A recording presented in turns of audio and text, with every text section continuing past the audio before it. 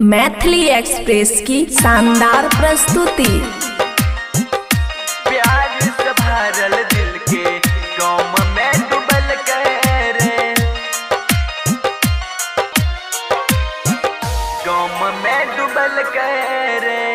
खुशी recording studio बलुआहा।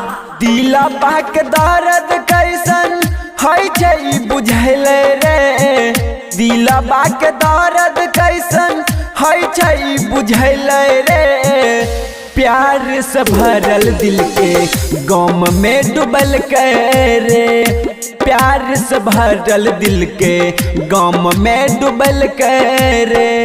प्यार मोहब्बत की है छै बुझल रे, प्यार मोहब्बत की है छै बुझल रे। प्यार से भरल दिल के गम में डूबल रे, प्यार से भरल दिल के गम में डूबल रे, गम में डूबल रे।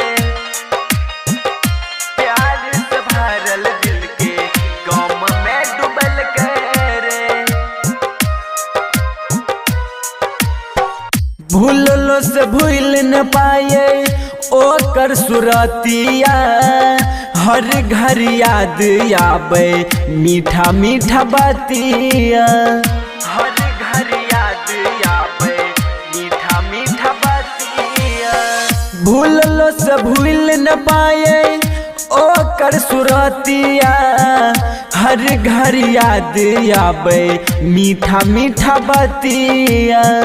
समझ में आवे न गलती की भेल रे, समझ में आवे न गलती की भेल रे। प्यार से भरल दिल के गम में डूबल रे, प्यार से भरल दिल के गम में डूबल रे, गम में डूबल रे। प्यार से भरल दिल के गम में डूबल रे।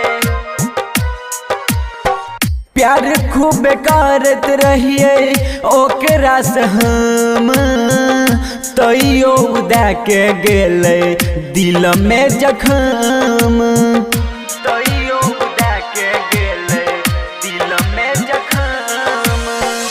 प्यार खूब करत रहिए ओकरा से हम, तैयो उदा के गेले दिल में जखम। सुबह सुहानक प्यार गम में बदल रे, सुबह सुहानक प्यार गम में बदल रे। प्यार से भरल दिल के गम में डूबल रे, प्यार से भरल दिल के गम में डूबल रे। खुशी रिकॉर्डिंग स्टूडियो बलुआहा।